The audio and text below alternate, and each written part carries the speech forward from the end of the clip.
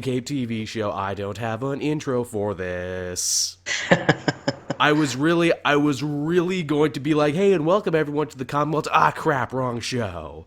Nah, yeah, wrong show, wrong Matt, show. I got a problem, Matt. I'm on way too many goddamn podcasts. I'm really happy that people loved the first episode of Cape TV, and I really appreciated it. It got a lot of good views and a lot of good feedback. Well, except all the stuff about Arrow, but don't worry, I don't watch Arrow when it's not crossover, so I won't challenge your worldview.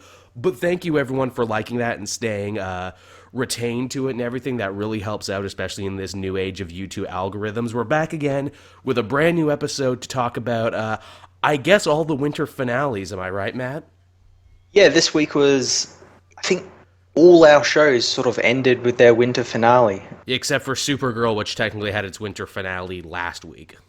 Yeah, that's true. That was really weird. Yeah, that's the only CW one that doesn't have it. I would also like to thank Matt for joining me on this one. I was supposed to have another guest fill in, but they couldn't make it. So everyone thank Matt for subbing in on this one. He's really the Caped Joel MVP of 2016. If I was to give an Employee of the Month of the Year award, he would definitely be getting it now. And considering he's the only person I work with on this channel, he would double win it. I'd be like awarding myself it. There you go, yeah. It'd be a ceremony with just you. You just invite yourself and you give yourself a little plaque. So I guess with that we can talk about what came out this week. And I guess because there was no Supergirl, the week technically started with The Flash, didn't it?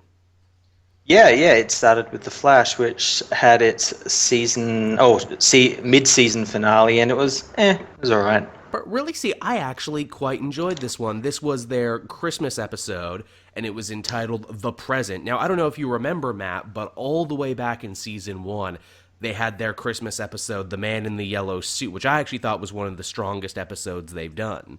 Yeah, I liked that episode. That's an excellent episode. And you know what? I really liked this episode, too. In fact, I liked it more because I thought it actually tied up a lot of loose ends that had been bugging me all season long. Right? Because, I mean, I guess really where do we start on this? It is the Christmas episode. It's Christmas time in Central City.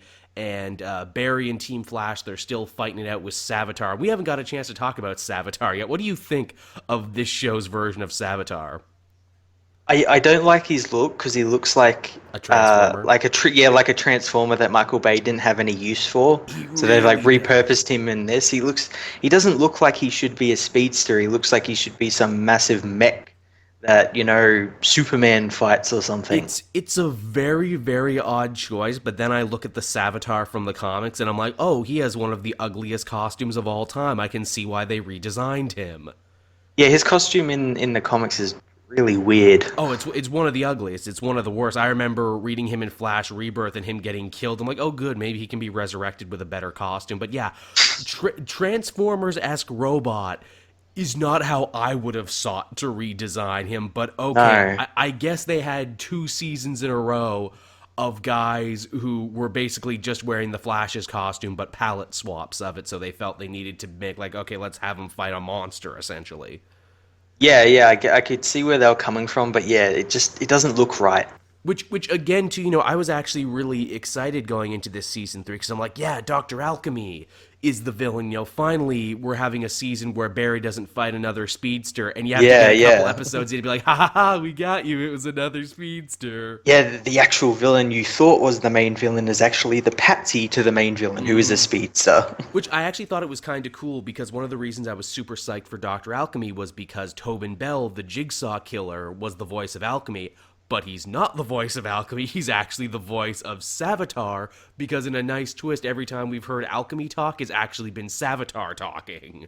Yeah, I think that was like a really cool twist and everything, and they hit it really well as well. They did, because it's like, as soon as you saw, like, Tom Felton Malfoy, you're like, oh god, this guy's gotta be a villain, and he was, but not the way you think. Yeah, he was sort of used by Savitar as a villain. Like he wasn't aware of what he was doing. Yeah, they even did a good job obscuring his identity as I words real good. His identity as Dr. Alchemy because they basically fused 2 different versions of the Dr. Alchemy character into one. The guy who uses the Philosopher's Stone and the guy who has a split personality. Yeah. Also, he at the start of this episode, he was like sort of doing like his Indiana Jones thing, and like Oh my again, god. again, this is another stupid DC archaeologist who opens shit in tombs that haven't been opened in many many years. Man, they got to write that him and the Enchantress went to the same archaeology school. Yeah, now, what you want to do is just rip open everything you find. Just open Never it. know what's going to be in there. If you open it really quickly, It'll be fun. Doesn't matter how dark and evil the tomb is. Just open it. Just open it right up. It doesn't. Just open it. Nothing evil will come out and possess you. We promise. Also, too, man, I couldn't help but feel that Felton was really trying hard to be like, hey, you're gonna have to recast Indiana Jones pretty soon. I wear this hat pretty well, don't I? And I'm like, hey, you know what? Is the world ready for a British Indiana Jones? I don't know. a snooty British Indiana Jones. Snooty British Indiana Jones. Well, then he would just be Lara Croft Tomb Raider. Yeah, that's true.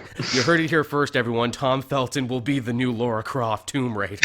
He's going to wear the short shorts and everything. It's going to be a very bold move. There's going to be a lot of think pieces about it, but it's what's going to happen.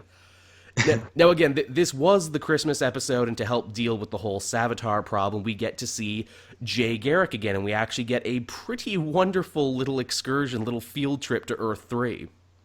Yeah, I actually like that. We got Mark Hamill back as Trickster, and he looked great except for those fake teeth he was wearing. Oh, yeah, yeah. They were really weird. Well, it's funny. I like Earth 3 Trickster is just an evil version of the Jokester because he's opposite colors Joker, where he's got purple hair and a greenish suit instead of the other way around.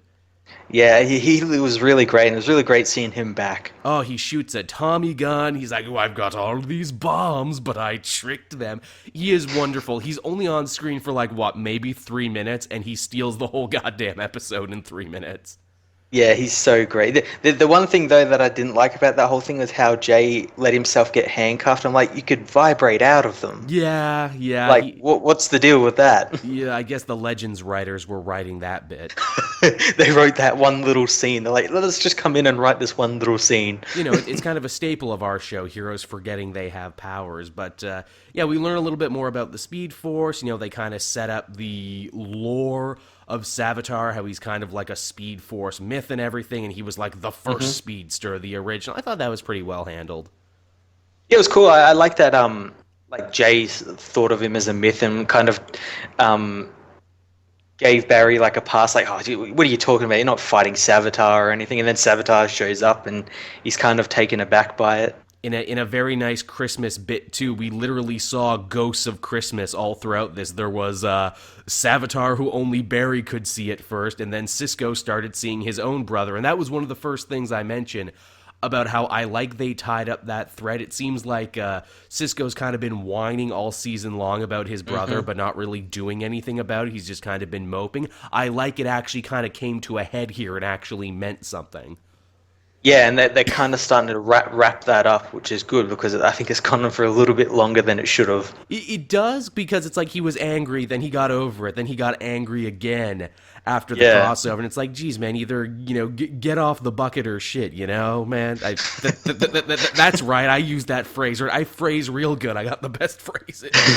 Shit or get off the pot, you know, get on the bucket or shit, whatever. Shit, it's too bad I already named this episode, because if not, that would be the title, Get on the Bucket and Shit. Oh, goddamn, that was, so yeah, I mean, that's what was going on there. What else was this episode? We got to see HR's training of Wally, which when they brought this up in the last episode, all I could think is like, are you stupid? This will be the blind leading the blind. Neither of you are good at anything. This is like the bad decisions of Wally West, and like his character in this is, I hate it so much. Like all the decisions he's choosing as a character, as Kid Flash and everything. And then at the end of this episode, they're like, here's your costume. You can be a hero now. Yeah, his whole transition could have been handled way, way better. But what I did like about this, and what I will give them credit for, is that HR's quote-unquote training, you can't see it, but I'm doing finger quotes right here, right now. I like that he's not actually doing anything, was kind of par for the course because Wally didn't need training. He already had a handle on it. It's just his sister and father didn't want him getting involved for some reason, even though, as we saw in the crossover, he could actually handle himself and he actually had good mastery over his powers. Yeah, and he just kind of been sidelined and everything. And again, again, as you said, Iris and Joe sort of telling him not to and kind of scolding him for using his powers, and it's kind of the same thing as when Barry got his powers. Yeah. Which, I mean, like, you could understand, like, yeah, their family, we don't want you getting in on this, even though Barry's family, too, I guess because he's younger, I guess is the reason they're all apprehensive about it, even though it's like, dude, if you have a healing factor, I say get out there and do it, but that's just me. Yeah, yeah. But yeah, I mean, Yeah, that was a nice bit of development for him. He finally got his costume. That's what I really liked about the episode. What did you not like about it? Because you said you thought it was just okay. like as we were talking before, like the legends logic, as we'll call it. Yes, How like legend. all the speedsters in this, and I like when I was watching the episode, I sort of took notice to all the speedsters. Their sort of strategy for dealing with Savitar is to run at him real fast and get grabbed by the throat and then choke slammed. Yeah. Happened to all three speedsters this episode. There's like no logic or anything behind it, and it's logic that they've set up before. Like they can use stuff like. Has Barry? I can't remember if he has, but has Barry learned how to use his powers to like throw energy yet? Yeah, he can create lightning, Yes. remember? Yeah, that's right. That's right. He used it in the Flash Supergirl episode. Yeah. So like, Lightning why doesn't is he an do something like expensive that? effect. Lightning is an expensive effect, Matt. We can't do it all the time. Or Yeah. tornadoes, create a tornado. Yeah. I'm just hoping it doesn't turn into like the last season's one, where we have someone in the Star Labs team telling Barry to run real fast. You know, run Barry, run. Yeah. Because that's been the last two seasons how he's defeated the villain. He's got to be faster than this villain. You know what, you're right, but in truth, that's also kind of every Flash story you've ever read, ever, where it's like, and then the Flash ran so fast, faster than anyone before him had ever run. Like, seriously, that's like how all the great Flash story ends. It's kind of par for the course, where it's like, he runs, it's his thing. But the thing is that they need to build up that he can actually do more, like throw energy, create whirlwinds, vibrate at such speeds that he makes himself invisible, stuff like that. Did you have an issue with Barry once again revealing his secret identity to someone else? Oh yeah, just willy nilly, like, hey, I'm the Flash. Did you know I'm the Flash? I'm the Flash. I'm the Flash. I just thought I should. He's got Flash Tourette's, is what he's got. I'm the Flash. I'm the Flash. It's me. I'm the Flash. Oh, sorry. Please excuse me. At least in this situation, they had a better justification for this one, and that is he was trying to gain Julian's trust and show him that he was a friend and everything. In past, like, what was it? Like, he revealed himself to Patty, and then Patty fucked off the show. Yeah. Did she die or not? Or what? I can't remember what happened to that character. I can't remember. Patty Spivot was so poorly used in that season. They're like, yeah, well, we need a romantic rival, though, is what we need. We need to love triangle this shit up. But then they wised up and they're like, yeah, maybe we shouldn't, though. Yeah, remember what happened on Arrow? Yeah, I think they caught a sense of, common sense, and they're like, let's not do that. Speaking of love, that was kind of the other big backbone of this, the romance between Barry and Iris, which I gotta say, as much as I loved these two pining for each other, when it actually comes time for them to be in a relationship, I don't think they have that much chemistry. But this episode, they did the whole cheesy romantic thing right, where it's like, oh, is Barry gonna forget a gift for Iris? No, he got an excellent gift for her. And then he got her killed. Oh god, yeah, with the big twist there, which, hey, that's a story from the comics, actually, the death of Iris West. Yeah. Yeah, that's a super popular story, actually, where Iris dies and Flash becomes super withdrawn, he quits the Justice League, and eventually it becomes like another time travel story, because don't these all eventually become time travel stories? But it's cool to see them pulling from that. That feels like such a Jeff Johns idea, where it's like, okay, now we need to do this.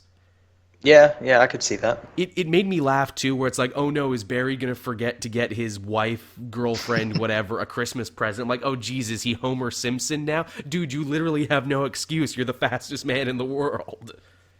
You can go get it, wrap it, and hide it, man. Well, they got to have that thing where, like, yeah, he is the fastest man in the world, but he's also really slow. Like, he's always late, and, he always forgets things and everything. But yeah, overall, I really liked The Present. I thought it was a very strong Christmas episode. I don't know if it's as good as Man in the Yellow Suit, but I would say it's definitely up there. It's better than the one they did last year with Captain Cold and Weather Wizard and Trickster again, ironically.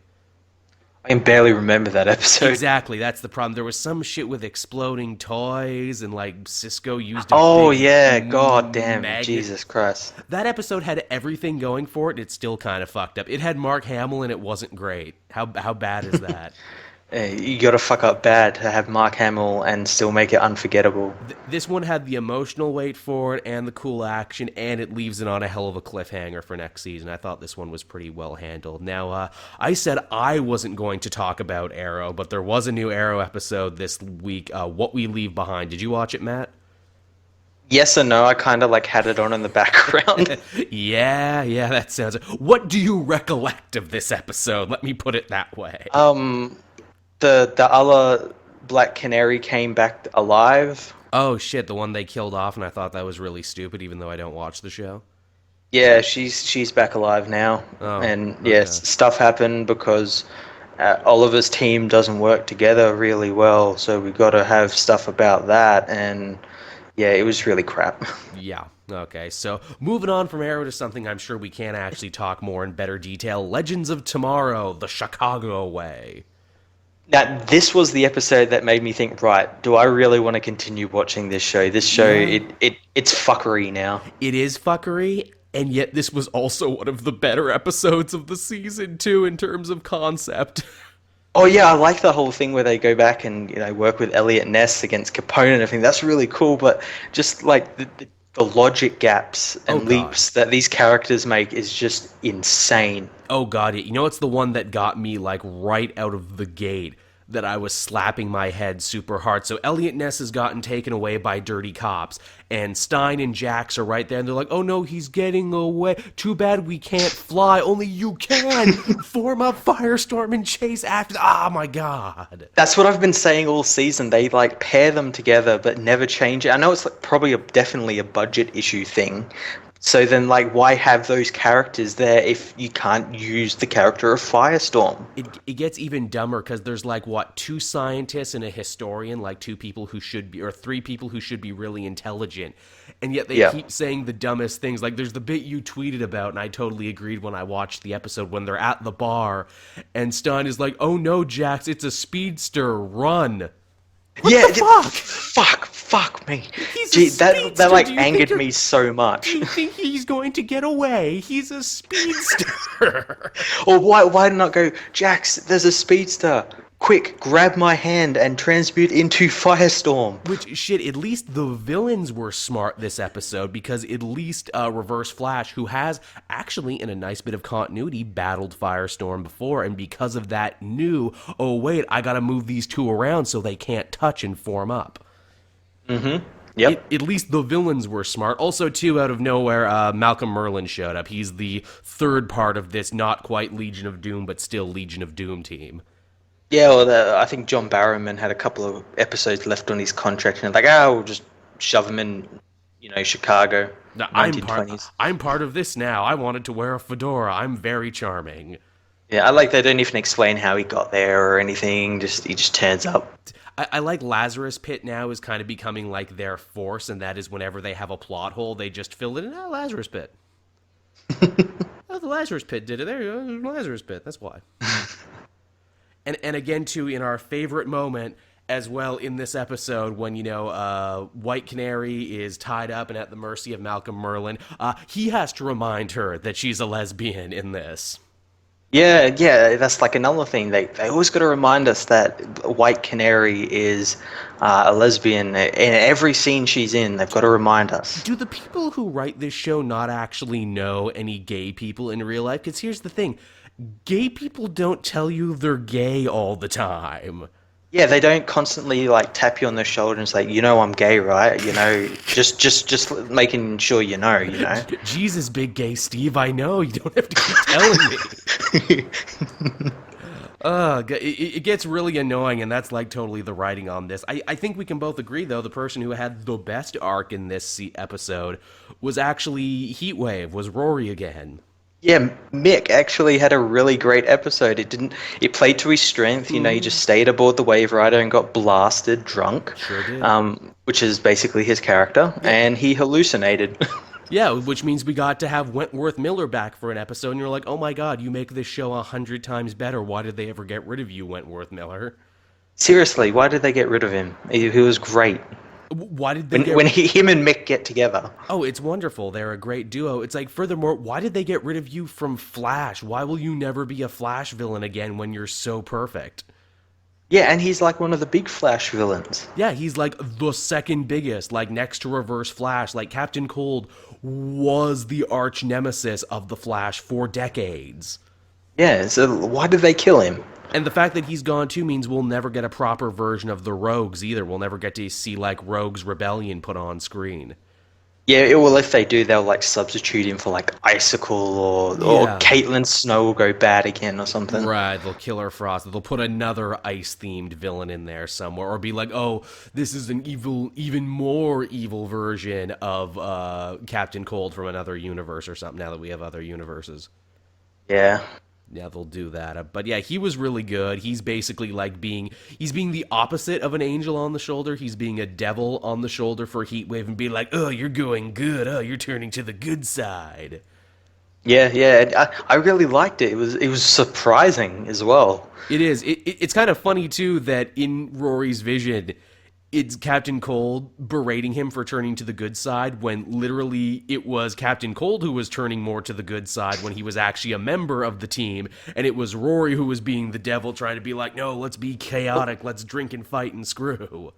Like his death was a heroic death as well. He saved the team and everything.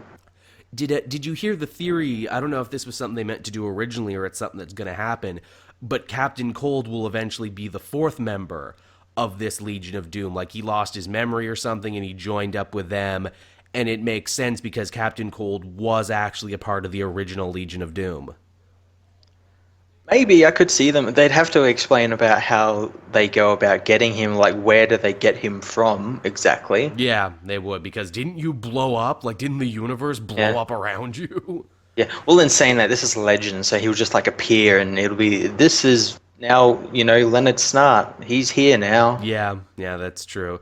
It's funny, Vixen, they're actually getting a lot of stuff with Vixen now, if only because, like, they're kind of teasing a romance between her and Rory. And I'm like, oh, you know what, I'm starting to like this Vixen character. Then I'm reminded, we don't even know your goddamn name yet.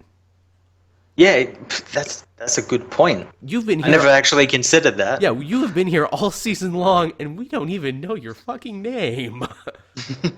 Because you were supposed to be the other actress, you were supposed to be Mari McKay, but apparently that actress couldn't commit to the role, so they just had to fire together a new version of Vixen, even though she got an animated series and an Arrow appearance. Yeah, I know, right? Ain't that some shit? Ooh, another excellent piece of Legends logic that we gotta talk about here. So, oh no, Elliot Ness went missing, we don't know where he is. And then one guy mentions, you know, cement shoes. And it's like, Al Capone liked to drop people here. And I'm like, if you knew that, why didn't you go there first?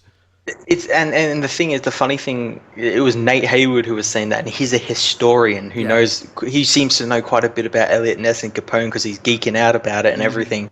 So, like, why wouldn't you go? Okay, so this person's been taken by Capone and he's probably going to be killed. Let's go to this pier where he drops people into the bay. Elliot Ness, the dumbest or not Elliot Ness, but frickin' Haywood, the dumbest historian of all time. Now, I'm sure you caught this as a big Superman buff there, Matt, but in his undercover suit, Brandon Routh, he wore a blue suit with a red tie. I did. I was like watching out for them. Like, they're going back to the 20s. We're going to see Brandon Routh in a suit and a fedora trilby hat, and he's going to look like, you know, Fleischer Superman with the reporter Superman. So yeah, it was great. He was literally cosplaying as Clark Kent the whole episode, and I thought that was amazing. How weird is it that Brandon Routh, even though he's on this show, he gets more love and more adoration for the Superman role that failed? Well, you see, his Superman wasn't an idiot Ugh. trying to pass off as a billionaire genius. In retrospect, it's like hindsight being 2020. Everyone's like, man, he was cool. Like even the bit in the invasion thing where he's like, oh hey, she looks like my cousin. Wah wah. I like that. The best bits about Ray Palmer is when he references Superman from the actor's previous roles. How long do you think it's going to be before we have an episode where they go to like an alternate universe or an alternate timeline where Brandon Routh just stayed Superman? I don't know, probably not. I mean, they'll probably never do it because that would like blow people's minds and do their heads in. But wouldn't that be like the ultimate bit of like fan service where like Ray Palmer has to find some reason to put on a Superman costume? Like a Halloween episode, they all dress up and he chooses to dress up like Superman. That would be pretty cool. I'd try to figure out the logic, like why, although in saying this is Legend, so he'd just appear in it. Dude, Legends bends logic over a table and has its way with it weekly. It's just the way it is. So, the Chicago Way, it's a Legends episode, which means it's infuriating most of the time. But the other half is actually kind of cool shit, like getting to see superheroes beat up 1930s gangsters. I will say season 2 of this show got one thing very right, and that is it understands that fans want to see crazy, kooky shit like that. Like, you don't want to play this low. Like, we want to see funny costumes. We want to see our heroes beating people up in period pieces. Yeah, we want to have fun, basically. Yeah. Also, hey, big drop too. They're bringing back Rip Hunter, and at first I'm like, oh god, don't go back to this guy. He sucked the first time around, and yet they kind of switch it around and make it kind of interesting. Yeah, he's like a shitty B-movie director in the 60s now. I like that Rip Hunter more in like the 10 seconds he was on screen than I liked any of the old Rip Hunter. Yeah, I don't like the old Rip Hunter. I Such a think bland character. he was, and a total hypocrite. I called him the Ripocrite Oh, yeah. because he wanted to change his own history, and yet he chastised everyone else for trying to change history. Yeah. And it got really, really annoying how holier than thou he was. I thought one of the best things the show ever did was actually write him and the Hawks off because their stories were done. Yeah, that makes sense as well. There was nowhere else to go with them. Their stories were finished. It's good to let everyone else grow and change and get new blood on the team. But, they're bringing them back now. Could be good, actually. I thought that was also a pretty good place to end it. Yeah, we'll have to see what they exactly do with him, because I could see him. He's still like he's just hiding out, and when the team finds him, he'll reluctantly come back, and he'll just suddenly be the team leader again. I hope that doesn't happen. I really hope, because believe it or not, I'm kind of starting to grow on Sarah as leader, actually. She kind of fits it. She does. I thought it was a weird choice at first to make her leader, but now that's okay. That is, except for when she forgets that she's not supposed to kill people and tries to go kill Damien Dark, but whatever. Yeah, when she goes off board, like and they have to try and reel her in. Like once a week, yeah. So I guess from Legends we can move on to Agents of S.H.I.E.L.D., The Laws of Inferno Dynamics. Well, geez, that's a mouthful of a title for you, ain't it?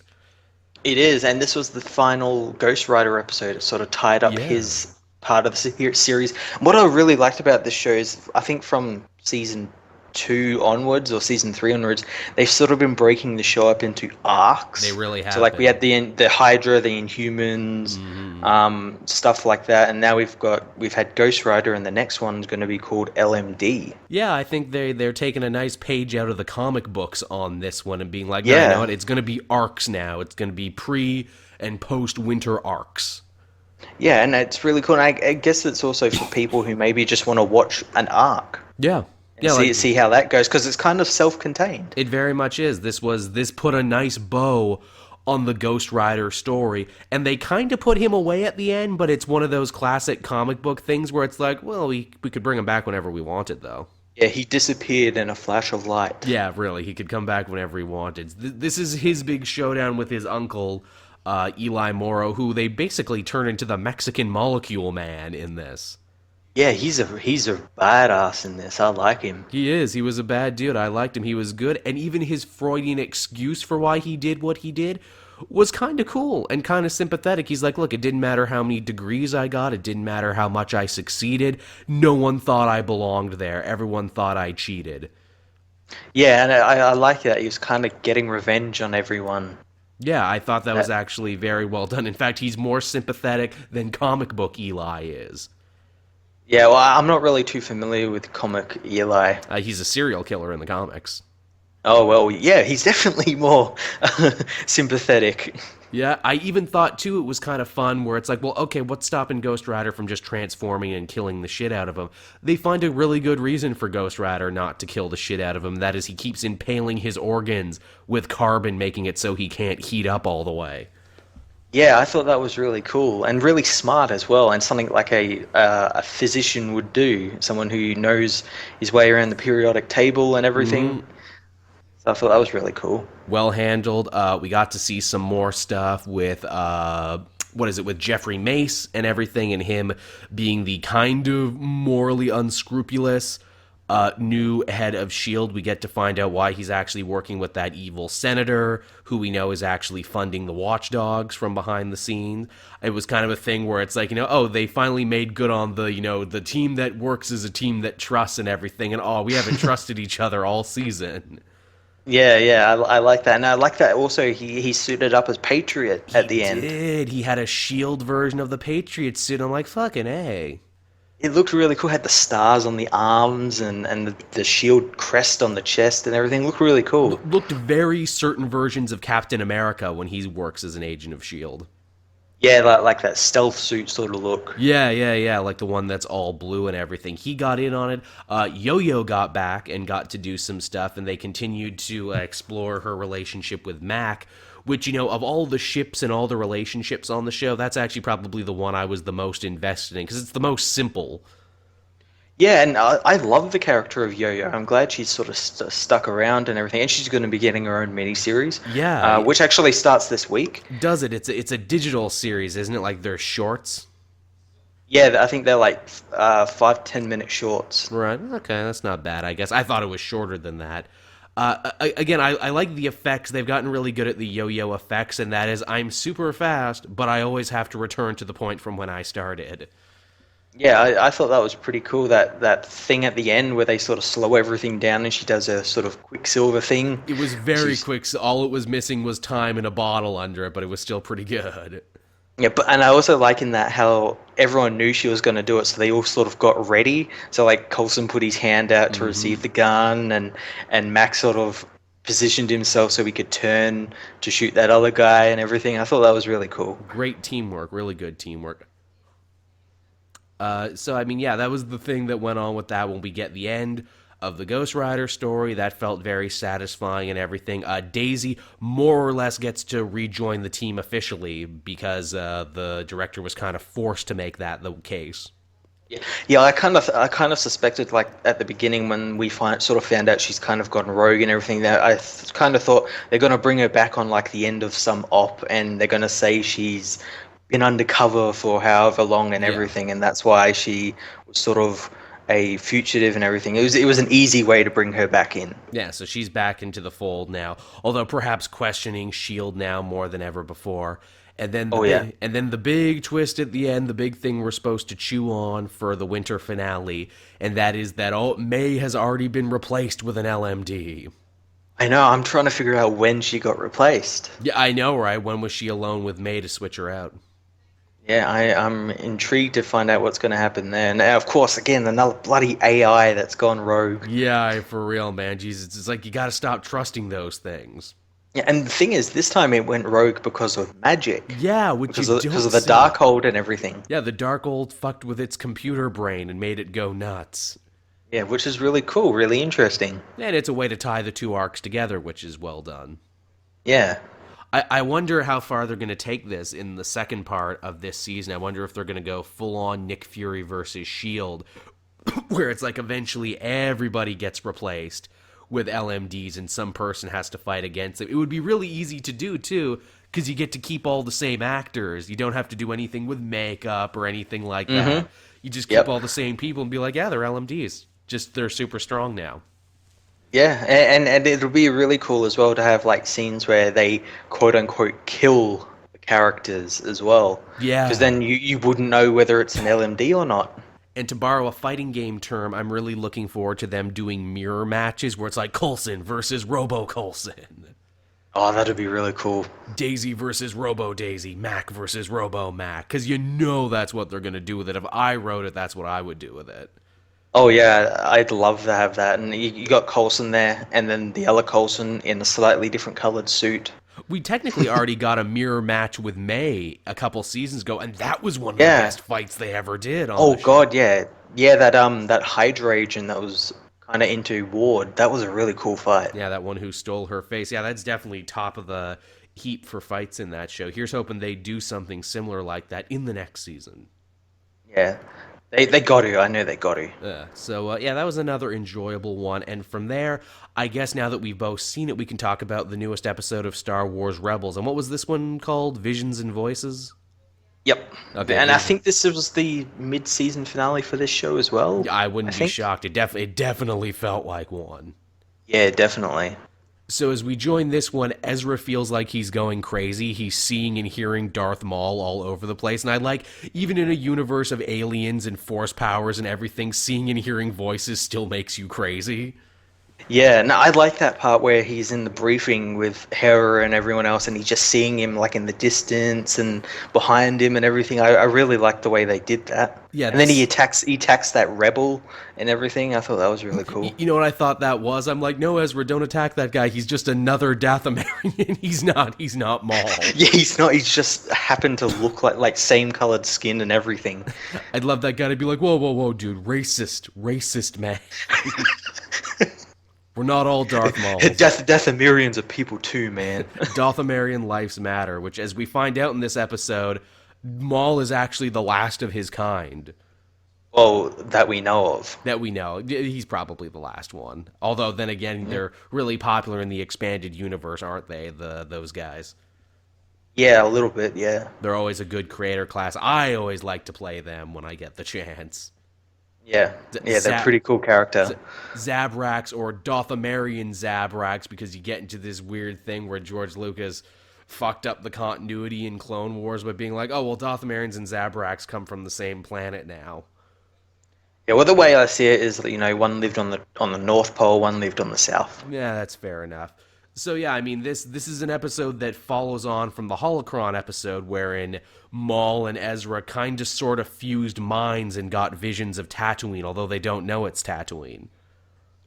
Yeah, I like that they sort of hint at it a little bit. They're like, we saw a world with two suns and nothing really else to go on. They do hint at maybe someone who's on there that can help defeat the Sith, though. Absolutely. I like that Maul and Ezra are looking for two completely different things, but it Yeah. all brings them to Tatooine. Maul, of course, wants revenge on Obi-Wan for cutting off his legs. Ezra wants to find a way to destroy the Sith, which we know as Star Wars fans. Oh, well, that's Luke. Yeah, and I think obviously he thinks it's Obi-Wan because he thinks Obi-Wan's obviously going to be on Tatooine and everything. He doesn't know anything about Luke. Yeah, I thought that was But actually... then that also, because the whole deal was with defeating the Sith is that Darth Vader and Anakin defeated them in Return of the Jedi. Again, it's another thing about bringing it back to Anakin, because Anakin was from Tatooine as well. In fact, Maul even says, so where it all started, because if you remember, Yeah, it was yeah. Tatooine where he met Obi-Wan for the first time when they fight in Phantom Menace. Yep. Which, Jesus Christ, man, Tatooine's a happening place, man. It all just goes back there. Yep. Which It's great. Which I thought to myself, too. I'm like, man, I hope the Rebels show never goes to Tatooine, because that might be a shark jumping moment. They sold me on it in this episode. Yeah, I'm glad that they've taken so long to do it, and they probably won't get to it until like maybe the next season, Yeah, possibly. because they've still got to deal with Thrawn and all that. But yeah, I'm so glad they didn't just jump straight to it and say, "Hey, look, remember this place? Remember these characters? They're in this show now. Come and watch this show." Yeah, They're sort of building up to it a little bit. Yeah, I could totally see an episode where they go to Tatooine looking for Obi-Wan and they like run afoul of Jabba or something. That'd be great. And as I said on Twitter, I can see Obi-Wan, Maul's arc ending with a duel between him and Obi-Wan on Tatooine. It's gotta end that way. Oh, that's perfect. It brings it full circle, and then Obi-Wan finally kills him for reals. Yeah, finally, once and for all. Which, Jesus Christ, those two have had a long and interesting history, way more interesting than their fight in Phantom Menace would lead you to believe. I know. That's the thing. Like I say to people, like, can you just imagine the movies if they got rid of like Count Dooku and General Grievous and just had Darth Maul as the enemy throughout the whole thing? Would have And been so much better. speaking of history, this episode was absolutely loaded with history and callbacks. Maul takes him back to Dathomir, to the home of the Night Sisters, and Mother tells him and everything, and they basically fight the ghosts of the Night Sisters. I thought that was so cool. And then Maul got his dark saber again. Yes, which he even says, "Ooh, ask your friend Sabine about this shit sometime." Yeah, she knows, but she's kind of the rightful heir of it. She is, and she ends up taking it at the end, which I'm like, more Clan Vizsla stuff. I like that. That means when she eventually does more stories with the Mandalorian, she can pull that out and be like, hey, look, I have the Dark Blade. I have the symbol of the family and everything.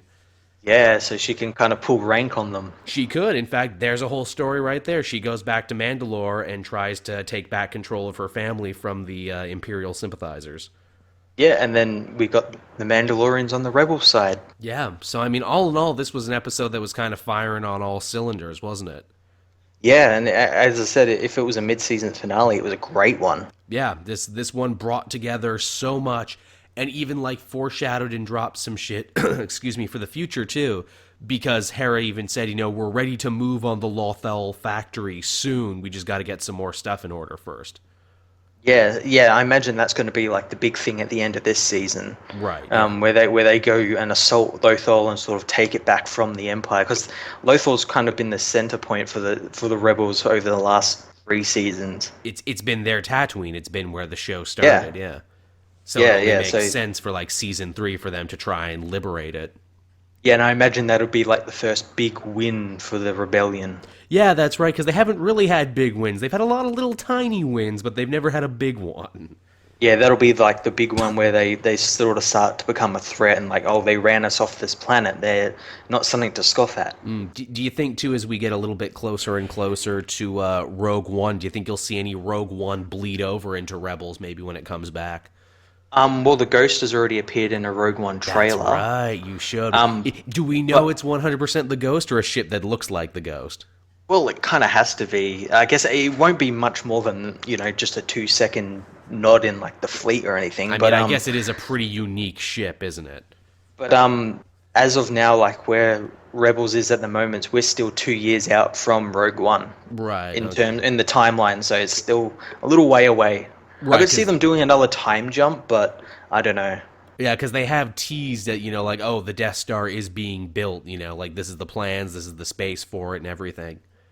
Yeah, well, I think in a couple of episodes they go back to Geonosis and find something being built there, and that's where the Death Star was built. So interesting. Wouldn't that be some cool shit that they were hanging out there?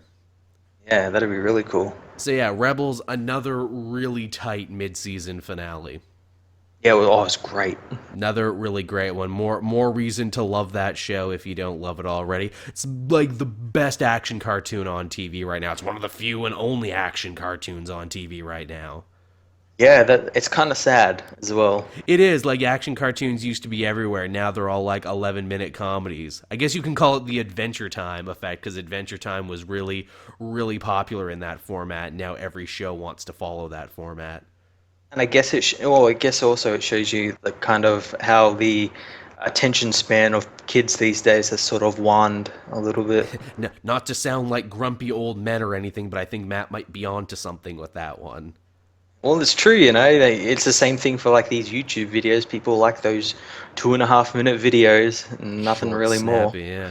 I mean, a perfect example of that is another show that's really popular now, and I'm not saying this show is bad. In fact, I think there's some good jokes. And have you seen that, what is it, something Magisword or whatever? Nope. Like Mighty Magisword or something Magisword. It's a show that started out as like, little shorts on CartoonNetwork.com, and now it's gotten a whole series. That show moves so goddamn quick. There's like maybe a joke every 2 seconds. Oh, wow, really? Oh god, yeah. Like, and again, like, it's not a bad show, but it just like it shows how old I've gotten. Where I'm like, I can't keep up with this. It's like, just freaking calm down, bring it down a notch, guys, bring it down. It's the total like shotgun approach to comedy, where it's like we're gonna hit you with everything, and eventually a couple of these are gonna stick. So like an ADHD show really. It's just always flashing and showing something new every 2 seconds. A little bit, but like the better end of that, where it's like, okay, you're at least trying on this one, but it's like this is in comedy. Sometimes it's good to have a little lull. Yeah. It's good to wait, good for the calm before the storm. But now we're talking about new shit and everything. So I mean, I guess with that, are we ready to wind this one down? Is there anything else we wanted to talk about? Um, any other shows ended this week? I know. Did Westworld end this week or last It week? ended last week. Do we want to talk about Westworld? You know what? Let's talk about Westworld because this show seemed to be pretty popular, and we're probably not going to be back until after winter when all these shows return. So fuck it, let's talk about Westworld. It was pretty damn good. I did a review on it on my channel with no spoilers, but god damn, that was the first good season. It was a fucking nuts finale. It was a long finale too. Wasn't it like 2 hours? Wasn't it like movie Yeah, length at that? it was a big 2 hour long episode. Jesus Christ. I will admit, as much as I enjoyed it, I kind of kicked myself because I read an article like early on when the show was going on where it's like, oh, top 5 theories about Westworld. And I read them and I'm like, man, all these theories are stupid. And all those theories ended up being true. See, I didn't read any of them. I I, stayed away from all of them. I already kind of knew what the twist was going to happen since I could kind of tell in the early episodes. But some of them, like Jeffrey Wright, the guy who sort of designs the robots and everything, his twist I didn't see coming. well, he had two twists, is the funny thing. His big one. I don't want to really spoil it for people, but his big one, I didn't see coming. See, again, that was spoiled for me because I read a goddamn article, which I should. Like, that really became a cottage industry for a bit there, Matt. Westworld theories. Like, I haven't seen Yeah. anything like that since, like, Lost was on TV. Yeah, well, again, it's like that. It's a show a lot of people were really intrigued in because it's definitely intriguing for me because it hits two of my favorite things, sci-fi and westerns. And does it really well. Yeah, and does it really well. So you get a lot of people interested, and it was touted out as like the thing to kind of replace Game of Thrones when Game of Yeah. Thrones ends next year. So Yeah, yeah, for sure. And I mean, they definitely hinted the bigger world outside Westworld. Matt and I are trying to be respectful right now and not spoil the show straight up for people who haven't seen it yet. Because we know yeah. it's still fairly new and some people are waiting on it. But yeah, I definitely like the idea of this bigger world outside the park or parks within the park. Yeah, no, well, what I like is that it's kind of a continuation from the old 1973 movie, but Right. also a reboot. It's kind of in that realm where it's kind of like Jurassic World, where it's a Mm. reboot, but also a continuation. Yeah, it's a little of everything. And again, just great performances, great action, everything. Frickin' Trevor from Grand Theft Auto was in it. I know, oh, so good. He gets around, doesn't he, Stephen Ogg? I hope he gets a storyline next season. Yeah, hopefully they program a storyline for him. Yeah, I hope it gets to be one of those shows where it's just like the background characters and actors you like, oh, they got to come back and have a story. Yeah, and the thing is, like with the end of this season, especially in that last episode, I'm wondering where they're going to go for next season. Apparently, we got to wait till at least 2018 to see where it goes. God damn it, I hate when these premium shows take so long to make. Well, I mean, you look at the craftsmanship on that show. Oh You yeah, can see yeah, why it took them yeah, forever. I actually heard a great interview on the Harmontown podcast. They talked to the actor who played Sylvester, one of the lab techs and everything. yeah. And he told a hilarious story about when he was like auditioning for the show. No one running the auditions knew what the show was supposed to be. Yeah, no, well, apparently, like, this show was meant to debut not long after Game of Thrones ended this year, Oh but wow. they pushed it back because they went and I think they pretty much reshot the whole first two episodes. Huh. Yeah, Like, apparently it was like really kind of crappy and everything, and they didn't know where they were going to go with it and whatnot. yeah, I mean, that makes total sense, especially when you hear this guy tell the story. He's like, yeah, no one understood the script. It was so high concept, it flew over pretty much everyone's heads. And he says the only reason he got the job in the first place was because he at least was able to riddle out from the script that he had his hands inside someone, that he was supposed to be like a surgeon or something, and that's why he got the part. Oh, okay then. Also, hey, speaking of Sylvester, did you catch it? His name is Sylvester, and his buddy's name is Felix. They're both named after cartoon cats. There's a lot of funny naming stuff in that. Ford, of course, Dr. Ford. Ford, the man who invented, the modern assembly line in the automobile, but also Ford, one of the greatest Wild West directors of all time. Yeah, there's some really great stuff in there. Like I think the company that owns it, Delos, is named after like some god or something, and then you get the other gods like Artemis and all that all rolled into it, and yeah, Billy, of pretty cool course, the stuff. character Billy, who we follow for the longest time, Billy the Kid, Wild Bill Hickok. Yep. All the names are like that. You know what else I like Westworld, Matt? Because I get to like James Marsden again. I know he was. At first, I was like, "Oh, he's going. It's cyclopsing him again. They're killing him off and doing all this really weird stuff." I remember when I first saw like the trailers and stuff. I'm thinking, "Oh, so he's sort of like our main character, our guy who goes into the park and everything." But nope, he's Nope. he's an android. Yeah, a paranoid android, because this show loves Radiohead. Yeah, Does it ever? So, I mean, yeah, that was Westworld. It was really friggin' cool, man. It was a good show. I'm gonna miss it now that it's not on. I happily added that one to my rotation. yeah. I'm gonna have to watch the show again. When's it come out on DVD? I want to buy a Oh, Blu-ray set. probably pretty soon. I know HBO in the States, at least, I think for like Christmas, they're gonna be rerunning the entire series from episode one. Oh wow. That's how much they feel for it. That's how much they think it's a big hit. They're like, we're gonna play the whole thing over again in case you missed it. Yeah, well, if you haven't watched it, definitely go watch it. Yes, we can actually say on this one, believe the hype. Yeah, yeah, and it's in my top 10 list as well for this year.